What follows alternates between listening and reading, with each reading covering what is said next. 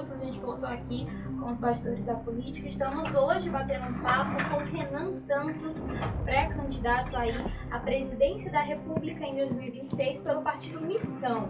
Renan, os nossos ouvintes aqui, vou até ver quem é o nome direitinho, o Casimiro falou que gostaria de estar aqui também hoje, porque ele tem 48 anos e é adepto à causa. Olha, Renan, no intervalo, sobre a sua passagem pela região Nordeste. Eu quero entender que vocês escolheram iniciar a campanha, né, a pré-campanha, perdão, Boa, iniciar a pré-campanha, vindo primeiro pela região Nordeste. Por quê? Porque é a região que, caso resolvida, resolve o Brasil. Como assim, Renan? Os problemas brasileiros, eles estão intimamente ligados à falta de uma elite política decente que entenda os problemas do Nordeste. E se você resolve o Nordeste, você resolve o Brasil. Quais são os problemas do Nordeste? Vindo de uma pessoa que não é do Nordeste. De maneira clara, o Nordeste é uma região desproporcionalmente mais pobre do que as regiões do Centro-Sul. O desenvolvimento econômico que o Centro-Oeste passou nos últimos anos por conta do agro organizado, ele não se repetiu aqui, tirando algumas poucas regiões.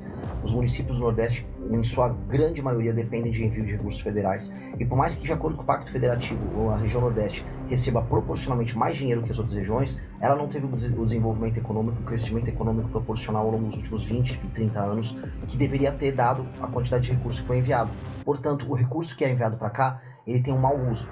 E aí esse mau uso se dá em todas as esferas, nas esferas municipais e nas esferas estaduais. E nós precisamos resolver isso urgentemente. E o governo federal vai ter que participar disso. E nós estamos vivendo um problema que está começando a ficar, vamos dizer, agravado, porque as regiões estão começando a se odiar. Já viram aquela coisa? Tem um cobertor curto, se puxa para um lado, fica faltando no pé, né? E farinha pouca, meu pirão primeiro, que eu acho que é um ditado bem brasileiro, está presente em todos os lugares, que é: começou a faltar dinheiro, e as pessoas estão começando a falar, estamos tendo problema no Pacto Federativo. As pessoas em Santa Catarina estão falando lá em Santa Catarina, eu estou de saco cheio de receber imigrantes do Maranhão, tá favelizando minha região que nunca teve favela. Enquanto que o governador do Maranhão, não, aqui tá uma maravilha, e não tá uma maravilha. Pará, mesma coisa, não é Nordeste, mas a gente tem que colocar no mesmo região complexo. Norte. Região Norte, o Pará, mesma coisa, o Barbário fica celebrando, tá 80% de aprovação, população toda indo embora. Que aprovação é essa?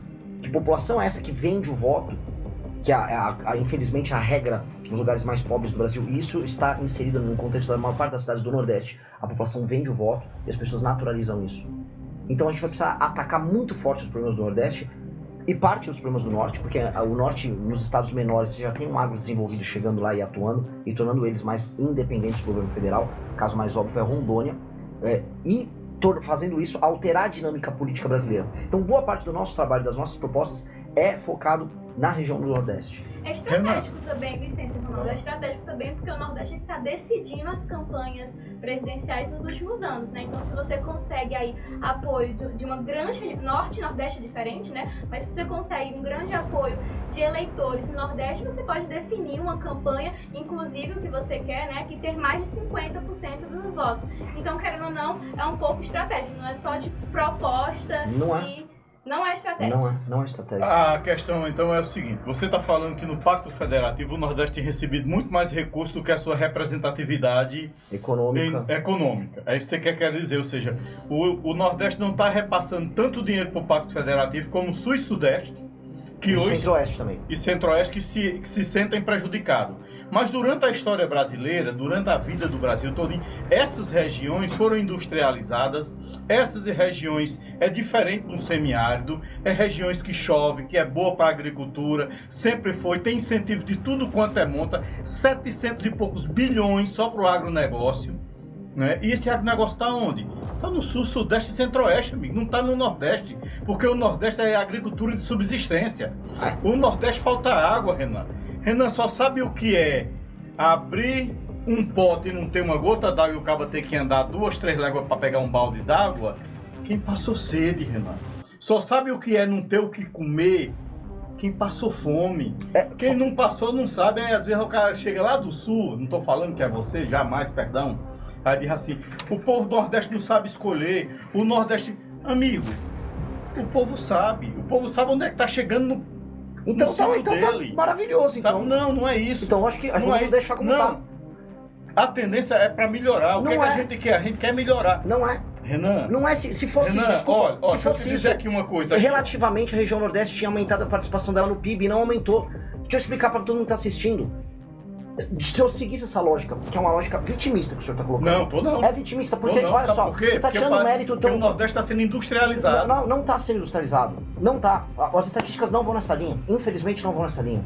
Isso o senhor só tá comprando uma espécie de um orgulho, que é um orgulho, não... Olha só, nós fomos prejudicados no passado. Não foram prejudicados no passado. Sempre. E se houve prejuízo... Olha só, e se houve prejuízo no Nordeste no passado, houve prejuízos pontuais. Mas historicamente, vou pegar da República do Café com Leite pra cá, o Brasil é um país em que as oligarquias mandam, e as oligarquias tocam o seu poder, e as oligarquias tocam os seus projetos. A gente já teve Minas Gerais mandando, a gente já teve São Paulo mandando. São Paulo foi muito importante dentro do Pacto Federativo na República do Café com Leite. Depois São Paulo foi prejudicado pelo pacto, pela República do Vargas em diante. São Paulo teve interventor em São Paulo tocando. Teve a revolta de 32 por conta disso. E nunca mais voltou à presidência. E nunca mais voltou à presidência. E São Paulo, mesmo assim, se desenvolveu muito mais do que os outros. Porque você aí tá tirando mérito das pessoas de São Paulo, das pessoas da região sul, que chegaram pobres, imigrantes no começo do século XX e se construíram. E aí esse discurso parece assim que, essa galera lá do sul foi ajudada e cresceu, o que é mentira. O que é muito mentira. Isso é injusto, inclusive, com os nordestinos que saíram daqui e migraram pra lá. Eu acho isso muito... É um discurso, o senhor me desculpa, coitadista, e um discurso que diz respeito às outras pessoas. A questão é, o arranjo político, social e econômico do Centro-Sul deu mais certo do que o daqui. Ponto. E deu mais certo ao longo do tempo do que o daqui. E muito dinheiro veio pra cá. Eu vou dar um exemplo. Quando o Lula entrou, o Lula botou mais dinheiro em Pernambuco, em Goiás ou Santa Catarina? Eu vou lhe perguntar o seguinte. Não, pera, tô fazendo uma pergunta. Eu já vou responder pro senhor. Eu vou só lhe dizer uma coisa aqui. Hoje, quais foram os 3 estados que mais receberam dinheiro do PAC? Você se lembra? Do dinheiro do PAC? Não sei. Agora, PAC novo qual foi? Sabe qual foi? Manda. São Paulo, Rio de Janeiro e Minas Gerais. Agora, qual o estado que mais deve? Agora, vamos lá, mas muda. Quais são os estados em termos proporcional que receberam mais dinheiro do Pacto Federativo? Proporcional. Porque São Paulo tem a maior população e o São Paulo tem o maior PIB. Então, naturalmente, ele vai receber... Por exemplo, qual é a cidade que tem mais... economia, exato, então, proporcionalmente... Mas a gente tá numa federação e a federação tem Mas as coisas não são proporcionais. Mas não vai ser proporcional. Mas assim, olha só, eu nem nem acho... Não vai ser proporcional, porque se for proporcional, não vai ter equilíbrio. Mas, pelo amor de Deus, o que eu tô querendo dizer é que você não vai justificar... Você tá dizendo o seguinte, você não vai justificar pelo PAC pro nordestino pra tirar o dinheiro do Nordeste e mandar pro Sul.